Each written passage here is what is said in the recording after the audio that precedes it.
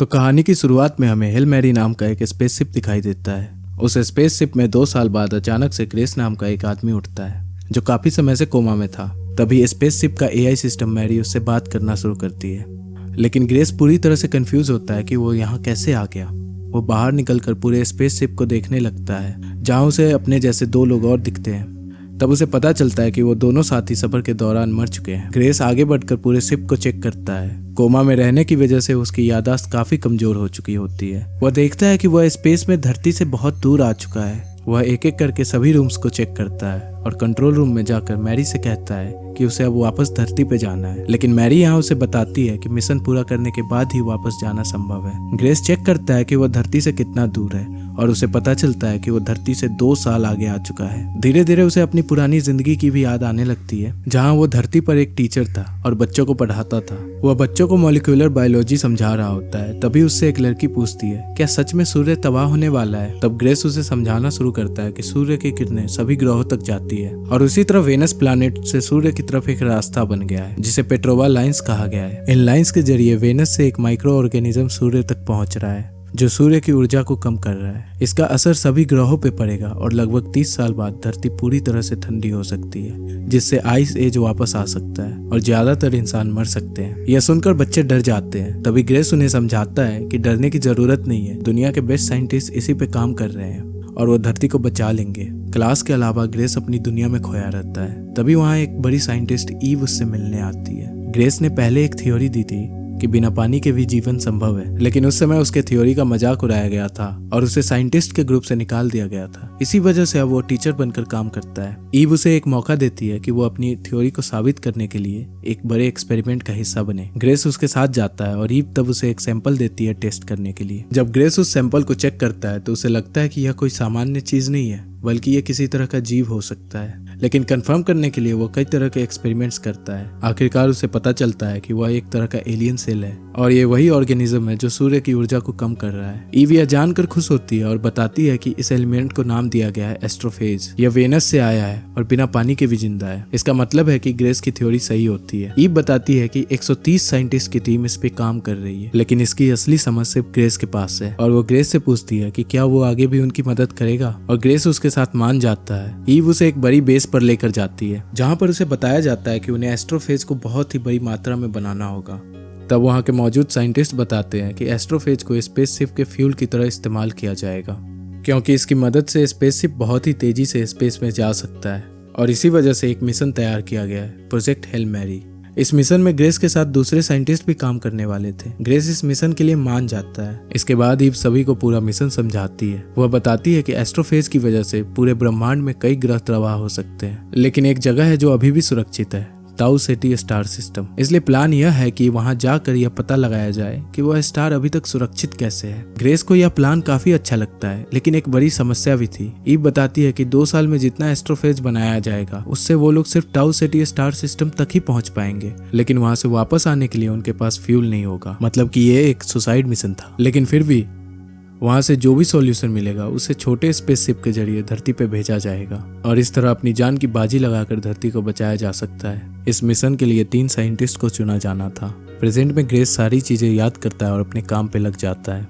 काफी महीनों तक सफर चलता रहता है और धीरे धीरे उसे और भी चीजें याद आने लगती है। एक दिन अचानक मैरी उसे बताती है कि उसके करीब एक और स्पेसशिप आया है। ग्रेस बाहर जाकर देखता है और वो स्पेसशिप पूरी तरह से अलग होता है, जैसे किसी क्रिस्टल से बना हो। तभी उस स्पेसशिप से एक बॉम्ब जैसी चीज हेल मैरी की तरफ फेंकी जाती है। ग्रेस डर जाता है। उसे लगता है कि ये फट जाएगा, पर ऐसा कुछ नहीं होता है। तब उसे समझ आता है कि ये कोई मैसेज हो सकता है। ग्रेस स्पेस सूट पहनकर बाहर जाता है और उस बोतल जैसी चीज को अपने पास ले आता है। वह उसे खोलता है और उसके अंदर एक अजीब सी डिवाइस मिलती है। वह मैरी की मदद से उसे टेस्ट करता है और उसे पता चलता है कि यह एक लोकेशन का डाटा है और वह एलियन एरिड नाम की एक प्लेनेट से आया है। इसके जवाब में ग्रेस भी अपनी लोकेशन की डिवाइस डाल देता है और उसे वापस स्पेसशिप की तरफ भेज देता है। अगले दिन उस स्पेसशिप से कुछ तार निकलते हैं और वो हेल मैरी से कनेक्ट हो जाता है। फिर उन तारों से एक क्रिस्टल जैसी सुरंग बनाई जाती है जो दोनों स्पेसशिप को जोड़ देती है। ग्रेस डर जाता है, लेकिन फिर भी स्पेस सूट पहनकर वो उस सुरंग के अंदर जाता है। वह धीरे धीरे आगे बढ़ता है और सामने उसे एक क्रिस्टल डोर दिखाई देता है जिसके अंदर काफी अंधेरा होता है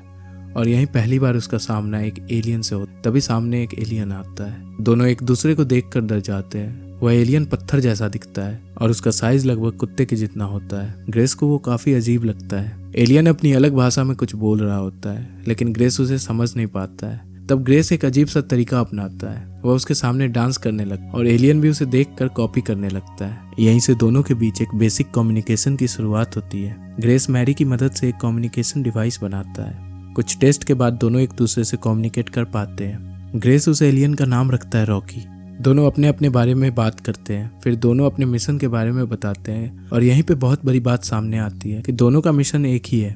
दोनों अपने अपने ग्रहों से आए हैं और एस्ट्रोफेज की वजह से अपने अपने सूर्य को बचाना चाहते हैं। रॉकी बताता है कि उसके साथ करीब 23 लोग और थे, लेकिन अब सारे मर चुके हैं। ग्रेस भी बताता है कि उसके शिप में 3 लोग थे और अब 2 मर चुके हैं, वो सिर्फ अकेला बचा है। यहीं से दोनों के बीच एक मजबूत दोस्ती बननी शुरू होती है। ग्रेस रॉकी के लिए एक वॉइस डिवाइस बनाता है जो कि उसकी भाषा को सीधा डायरेक्ट बोल पाता है। दोनों अलग अलग वॉइस टेस्ट करते हैं। इसमें कई बड़ी एक्ट्रेसेस का भी वॉइस होता है, पर दोनों मेल वॉइस सिलेक्ट करते हैं। फिर हमें फ्लैशबैक दिखाया जाता है। ईव ग्रेस को सभी साइंटिस्ट से मिलवाती है जो इस मिशन के लिए तैयारी कर रहे होते हैं और एस्ट्रोफेज बना रहे होते हैं। ग्रेस उन्हें सिखाता है कि स्पेसशिप कैसे चलाना है और दूसरे एलिमेंट्स को कैसे कलेक्ट करना है। वो ये भी देखता है कि एस्ट्रोफेज अगर किसी मेटल के संपर्क में आए तो वो उसे भी नुकसान पहुंचाता है। तभी मिस्टर लिऊ ग्रेस से मिलते हैं और उसकी काफी तारीफ करते हैं। ग्रेस उनसे पूछता है कि जब आपको पता है कि इस मिशन में आपकी मौत हो सकती है तो फिर आप क्यों कर रहे हो।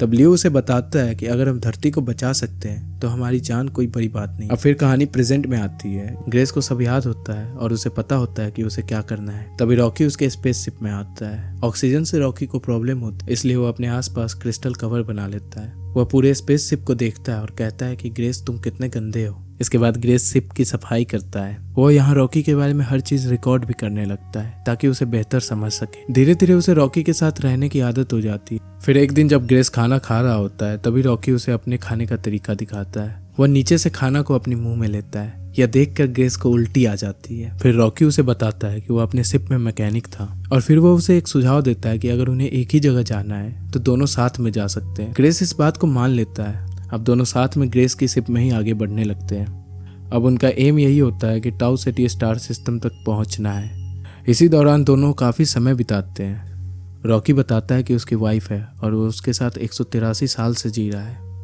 ग्रेस अपनी गर्लफ्रेंड के बारे में बताता है कि वो काम में इतना व्यस्त रहता था कि उसने उसे छोड़ दिया और अब उसे मार्क पसंद है। यह सुनकर रॉकी बोलता है कि मुझे मार्क से नफरत है। ये सब सुनकर ग्रेस खुश हो जाता है। 11 दिनों के बाद दोनों टाउ सिटी के पास पहुंच जाते हैं और अब उन्हें ये चेक करना होता है कि वहाँ का सिस्टम एस्ट्रोफेज से कैसे बचा हुआ है। दोनों अपने स्पेसशिप को लेकर पेट्रोवा लाइन्स के पास जाते हैं। वहाँ से दोनों सैंपल एलिमेंट को कलेक्ट करते हैं। ग्रेस उस एलिमेंट को टेस्ट करना शुरू करता है और उसे एस्ट्रोफेज से कंपेयर करता है। टेस्ट करने पे ये पता चलता है कि ये एलिमेंट भी एक ऑर्गेनिज्म है और ये एस्ट्रोफेज से लड़ सकता है। इस एलिमेंट का नाम वो प्रीडेटर देता है क्योंकि ये एस्ट्रोफेज पे हमला करके उसे खा जाता है। ग्रेस सोचता है कि इसका इस्तेमाल करके सूर्य को बचाया जा सकता है, लेकिन इसके लिए उसे इस एलिमेंट की बहुत मात्रा में जरूरत होगी जो उन्हें टाउ सिटी से एक प्लेनेट के पास मिलने वाला था। इसलिए दोनों अपने स्पेसशिप को वहां ले जाते हैं। तभी ग्रेस बताता है कि उनके पास एस्ट्रोफेज बहुत कम है, जिसकी वजह से वह धरती पर वापस नहीं पहुंच पाएगा और स्पेस में ही मर जाएगा। यह सुनकर रॉकी दुखी हो जाता है। उसे इसके बारे में पहले पता नहीं था। तब रॉकी कहता है कि उसके शिप में काफी मात्रा में एस्ट्रोफेज है।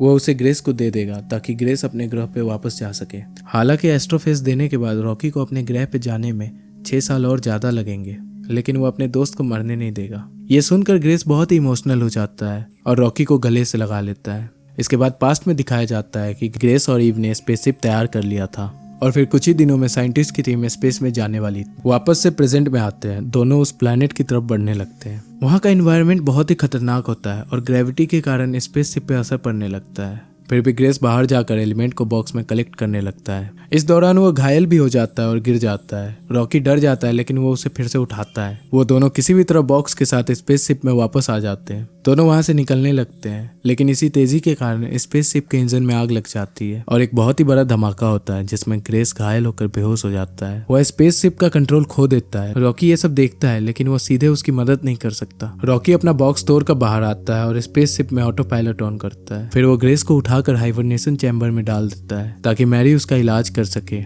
इसके बाद फिर से हमें पास्ट में दिखाया जाता है कि 2 दिन बाद हेल मैरी का स्पेस भेजा जाने वाला था, लेकिन इंसानों की मेन साइंटिस्ट टीम मर चुकी होती है। इस वजह से ग्रेस भी परेशान था कि मिशन पे अब किसे भेजा जाना चाहिए। तभी सबकी नजर ग्रेस पे जाती है, क्योंकि वो इस मिशन के बारे में सब कुछ जानता था और काफी ज्यादा समझदार भी था। पर ग्रेस यहाँ मना कर देता है। वो कहता है कि वो कोई एस्ट्रोनॉट नहीं है, लेकिन ईव कहती है कि तुम हमेशा हर समस्या का हल ढूंढ लेते हो और तुम्हें इस मिशन के लिए जाना चाहिए। ग्रेस फिर भी मना कर देता है, लेकिन उसकी बात कोई नहीं सुनता है। अब फिर प्रेजेंट में आते हैं और ग्रेस को होश आता है। मैरी उससे बात कर रही होती है। वो देखता है कि स्पेस शिप फिर से कंट्रोल में है। वो आगे बढ़ता है और देखता है कि रॉकी एक बॉक्स में पड़ा है। उसके शरीर का रंग बदल चुका होता है। ग्रेस को लगता है कि रॉकी मर चुका है। यह देखकर वो बहुत दुखी होता है, क्योंकि रॉकी ने उसकी जान बचाई थी। इसके बाद ग्रेस उन एलिमेंट्स को टेस्ट करना शुरू करता है। तभी रॉकी वापस उठकर सामने आता है। ग्रेस उसे देखकर बहुत खुश हो जाता है और उसे गले से लगा लेता है। फिर वो रॉकी को इस एलिमेंट के बारे में बताता है कि उसने इसका नाम प्रीडेटर रखा है। अब दोनों के पास कई सारे सैंपल मौजूद होते हैं। मिशन पूरा होने की खुशी में दोनों साथ में एंजॉय करने लगते हैं। कुछ दिन बाद दोनों रॉकी के स्पेस शिप के पास पहुंच जाते हैं और रॉकी ग्रेस को अपने शिप के अंदर ले जाता है। ग्रेस ये देखकर हैरान हो जाता है, क्योंकि पूरा स्पेस शिप अंदर से क्रिस्टल का ही बना होता है। इसके बाद फिर पास्ट में दिखाया जाता है, जहाँ ग्रेस ईव से कह रहा होता है कि उसे स्पेस में नहीं जाना है, लेकिन ईव कहती है कि अगर तुम नहीं गए तो धरती खत्म हो सकती है, और उसकी बात ना सुनते हुए और जबरदस्ती उसे एमनीसिया देकर स्पेस शिप में डाल दिया जाता है। अब प्रेजेंट में ग्रेस और रॉकी के अलग होने का वक्त आता है। दोनों काफी सैड होते हैं, क्योंकि वे फिर कभी नहीं मिलेंगे। दोनों एक दूसरे को भाई कहते हैं और अपने अपने शिप में लौट जाते हैं। अब दोनों अपने अपने ग्रह की तरफ निकल जाते हैं। 11 महीने के बाद ग्रेस अभी भी धरती की तरफ जा ही रहा होता है, तभी उसे अलार्म मिलता है कि स्पेस शिप में गड़बड़ी हो रही है। वो चेक करता है और पता चलता है कि प्रीडेटर के सैंपल एस्ट्रोफेज के संपर्क में आ गए हैं और वो एस्ट्रोफेज को खत्म करने लगे हैं। इसी वजह से उन्हें अलग रखना जरूरी था, लेकिन ग्रेस ने उन्हें साथ रख दिया था। वह तुरंत सभी सैंपल को अलग करता है और उन्हें सुरक्षित पैक कर देता है। साथ में ही वो एक वीडियो रिकॉर्ड करता है जिसमें बताता है कि इसका इस्तेमाल कैसे करना है, ताकि धरती पे लोग इसे समझ सके। इसके बाद ग्रेस सोचता है कि यही सेम समस्या रॉकी के शिप पे भी आ रही होगी। अब उसके सामने 2 ऑप्शन होते हैं। अगर वो रॉकी को बचाने जाएगा तो वो धरती पे नहीं पहुंच पाएगा। ग्रेस सोचता है और लास्ट में फैसला लेता है कि वो सभी सैंपल को छोटे छोटे शिप में डालकर धरती की तरफ भेज देगा और अपने स्पेसशिप की डायरेक्शन को एरिड की तरफ कर देता है। कुछ दिनों बाद रॉकी का स्पेसशिप दिखाई देने लगता है। वो बाहर निकलकर रॉकी के स्पेसशिप में जाता है और उसे बुलाता है।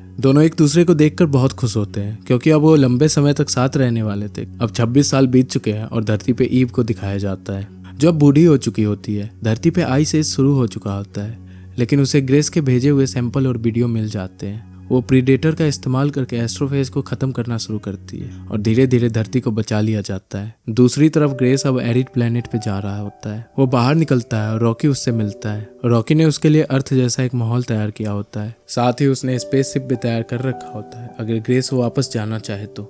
ग्रेस उसे कहता है कि वो इसके बारे में सोचेगा। फिर दोनों साथ में समय बिताते हैं और लास्ट में हमें दिखाया जाता है कि ग्रेस एरिड पे ही रॉकी जैसे बच्चों को पढ़ा रहा होता है और यहीं पे कहानी खत्म हो जाती है।